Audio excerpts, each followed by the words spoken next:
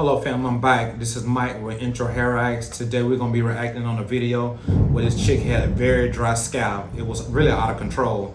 So hey, I tell you throughout the video, if you don't have the stomach to handle it, just kind of look through it. But she has severe seborrheic dermatitis. I can't say enough about it. This is a situation that a lot of African American women has. There is a way to treat it. There is a way to control it. Or there's some things that you have to do that you may not want to do. But some women, they'll go forth with it and they'll go with the regimen to handle and control this type of severe damage, dry scalp. Some women won't go through the process at all, try to control this type of severe damaged scalp. All right, fam, before we get into this video, we're gonna ask you to subscribe to our channel, Intro Hair on YouTube. Go and hit that bell. Every 100 subscribers that we get, we're giving away $100. In order to get that $100, you need to go to Instagram at intro.hair and follow us on Instagram. All right, fam, so we're getting ready to go into this video and we're gonna check it out. Hey, hold your head, hold your hands, or whatever you gotta do, because some of it may be really drastic and severe to the stomach, well as the eyes. All right, so let's check out, see what's going on here. Hey, and please comment. Feel free to comment. Hi guys, so today we're jumping straight in. I know I've mentioned a couple times that I deal with seborrheic dermatitis, but I don't think I've ever shown you guys up close what my scalp looks like, what the scales look like when I'm having a really bad flare-up. This video was filmed exactly a year ago, but I lost the SD card it was stored on. I just found it recently, so that's why I'm editing and posting the video now. So yeah, in this video, this is literally a day or two after washing my hair. Like literally, I washed my hair a day or two before I filmed this video. And yeah, so washing your hair doesn't necessarily get rid of seborrheic dermatitis, doesn't necessarily cure it. A lot of times I can wash my hair one day and literally the next day is scaly again. Now, some doctors believe that seborrheic dermatitis is caused by an overgrowth of malassezia. Malassezia is a fungus that naturally lives on the scalp. This fungus feeds off of oil. So in that case, washing can actually help to reduce the overgrowth, because washing is going to reduce the oil levels in your hair, and that in turn helps to reduce the overgrowth of malassezia. So in that case, washing can be helpful. As a matter of fact, most of the topical antifungal products like shampoos and scalp serums are formulated to control malassezia. Now, there are also doctors that believe that seborrheic dermatitis is an inflammatory reaction to malassezia, meaning, so basically your immune system overreacts to the presence of malassezia and it causes inflammation in the form of scales, redness, patches, itching, stuff like that. Seborrheic dermatitis is different from psoriasis and is a little different from regular dandruff. One of the biggest triggers for me that causes extreme flare-ups like this is stress. In this video, I had just moved recently and I experienced a lot of stress during that time. So that was really what caused my scalp to flare up like this. Cold weather, illness, certain medications can also trigger it too. So you have to figure out what exactly is triggering yours if you deal with seborrheic dermatitis. All right, fam, so she's giving us an explanation why she has seborrheic dermatitis. Like she said, there could be many things why you catch seborrheic dermatitis. It's very contagious with the scalp. And I have seen this a lot in the industry.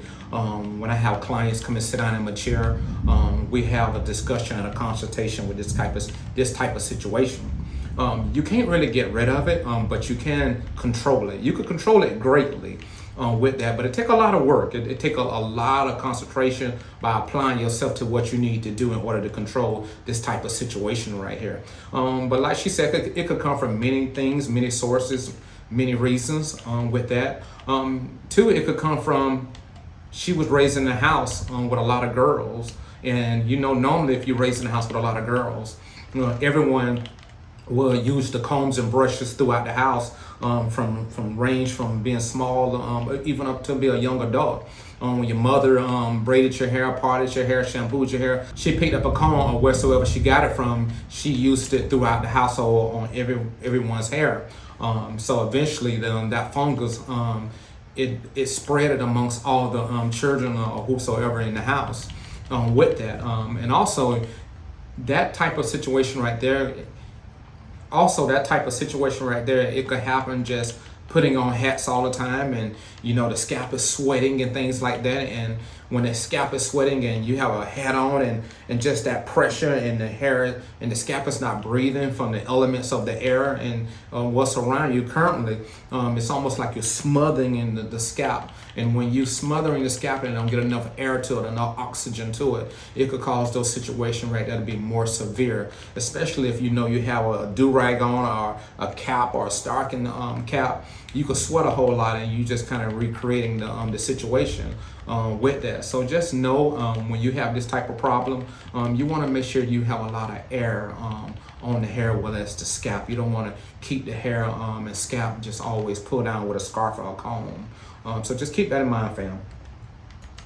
Years, I've also found that my diet also affects the flare-ups. Like, there's certain things that I can eat that can cause my scalp to flare up badly. But let me be very, very honest with you guys. I like food too much to restrict my diet. Thank God seborrheic dermatitis does not kill, so I will be all right. Like, I don't plan on restricting my diet anytime soon. I'll eat what I want to eat and deal with the repercussions later.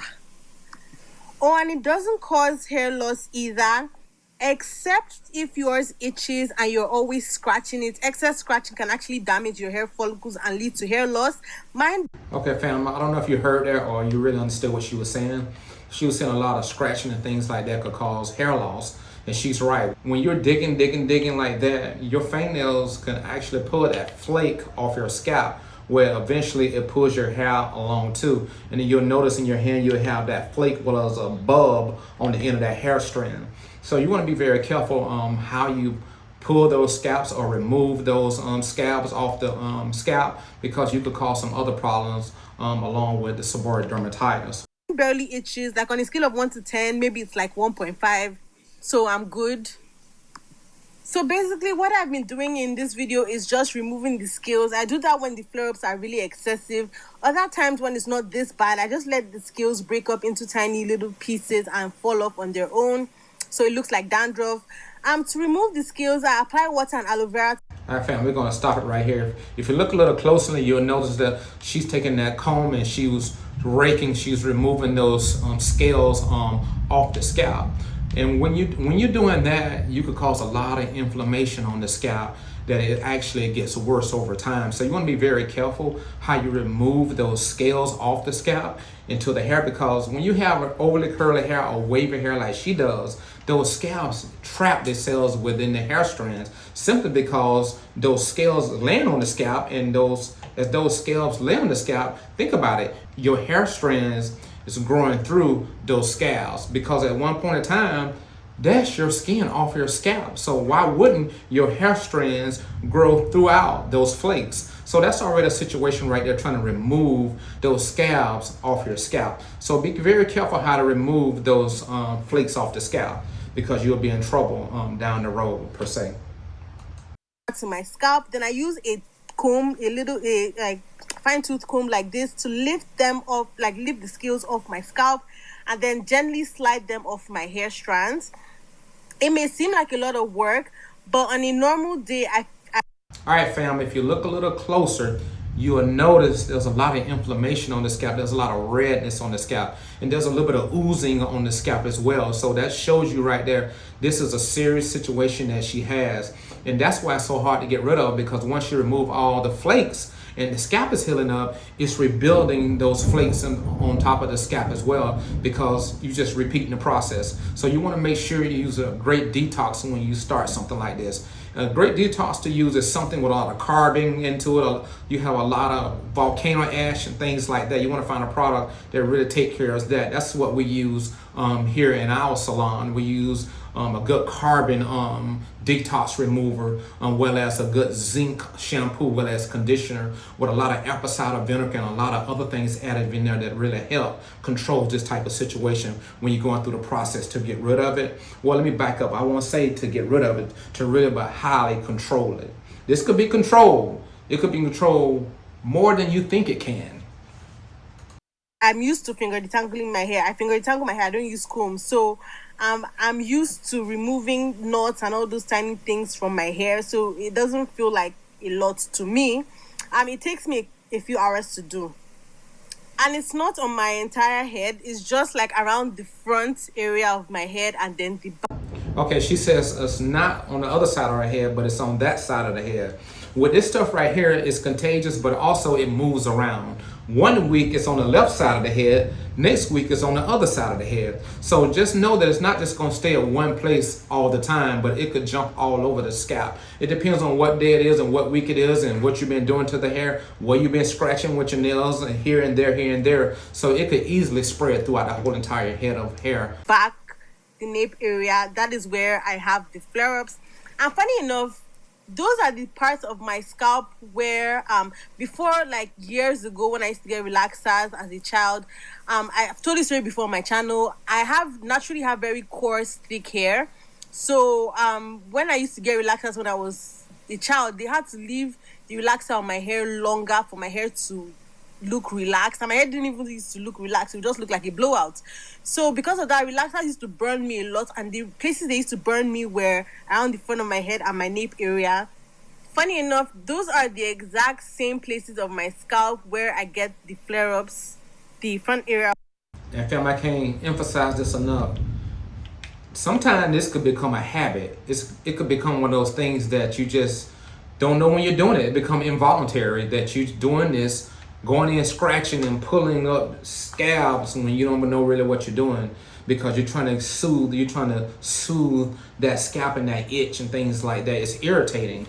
But if she do this over a long period of time, her hair could start thinning out. With especially looking at her grade of hair, it could easily thin out over time because she has this thing very severe that it's all over the scalp. So she'll be scratching all over the place and she'll start losing a lot of hair strands over time. So be very careful with something like this. If you have something like this, go see a dermatologist and see where it goes at. If you don't want to go see a dermatologist, look for a good shampoo and a good conditioner full of zinc, full of other natural additives that can really help get this scalp back under control. Of my scalp and then the back. So yeah, it's not all over my head, just those areas. I want to make a follow-up video of like specific things I do to reduce the flare-ups, like products I use and stuff like that. So let me know if that's a video you guys want to see, or you can suggest videos down below. I forgot to film an intro and outro for this video. So now for the outro, I'm just going to show you guys a couple of my recent hairstyles that I've been doing on my 4C hair in case you're looking for hairstyle inspiration, and also so that this video can get up to 9 minutes so that I can put an extra ad break in the video. But yeah, this is basically my scalp when I'm dealing with a very severe case of seborrheic dermatitis flare-ups. But yeah, I forgot to mention, I've not had any bad flare-up like this year. I've had little flare-ups here and there, but nothing this severe. So I've been keeping my stress down as best as I can, even though I still get stressed a lot of times. But yeah, lucky for me, I haven't had any really bad flare-ups like this. So now let's jump into the hairstyles. Okay, so this is one of my favorite loose twist styles that I've done. This is all my hair. There's no added hair. I did it I think a month ago or a month or two ago, and it's very cute. It's very easy to do. Click the ad at the top if you want to see the tutorial. I'm going to leave the tutorial links for all the hairstyles at the top. Next, this is another twisted style. I do so many twisted styles on my channel because I think they're the best styles for 4C hair, and they help to keep our hair protected so it retains length. But this one is a flat twisted updo, and I have some flat twists hanging in front. And as usual, I have beads again. I really love putting beads and accessories in my hair. Okay, before we continue, just for reference, my hair is 4C, and it's... I found before she took us here where her hair is in a natural state. If you notice, she had braids and things like that in her hair with that, and that's another thing too that could cause a lot of severe scalp problems right there. When you're wearing braids, you want to make sure that whoever's braiding your hair, you want to make sure they're not pulling too hard when they braiding the hair, because it could cause a lot of inflammation. Also, you need to realize and you need to understand, before you get your hair braided, make sure you're using the right shampoos. Make sure you're using the right hair care products. Just don't go to the store because you're in a hurry and you just want to use some shampoo and just say, hey, you know, girl, I'm going to the store. I need to get this shampoo. I just want to wash my hair real quick because I got to go get these braids by 3 o'clock. No, you want to take your time and you want to make sure that you have the right shampoo, the right conditioner, the right leave-ins and things like that. And make sure that you wash your hair well. You want to make sure you blow dry your hair well. Go ahead and get your hair braided. Because if you start using the right shampoo, the right conditioner, the right leave-ins, and blow dry correctly, then you go to your braid and let her braid the hair. I guarantee you over time, you'll notice your scalp is going to get better and better and better. But when you're using any product on your hair, any product on your scalp, you're going to have some serious problems down the road. So please, I can't emphasize this enough. Use the right hair care products on your hair, and you'll see over time that it will get better and better and better, and you'll be glad you did. All right, fam, so this was a short reaction right here, but I wanted you all to see this and see what goes on when you have seborrheic dermatitis and how to take care of the hair, of what you should be doing and what you shouldn't be doing. And like I said, I can't emphasize it enough. And to really control this, you got to use the right products. You got to be really careful, even the styling aids you're using when you're braiding your hair and things like that, trying to hold them edges down or hold those braids in place. So, but just keep that in mind, fam. When you're using the right products, you get the right results. Hey, this is Mike James checking out with Intro Hair Reactions. We'll catch you on the next video, but don't forget, subscribe. Hit that button. And we want to see this thing build up the way it should build up. We need 100 subscribers every day. If you could do that for us, we'll be glad. All right, fam. I'm leaving. I'm checking out. See you on the next video.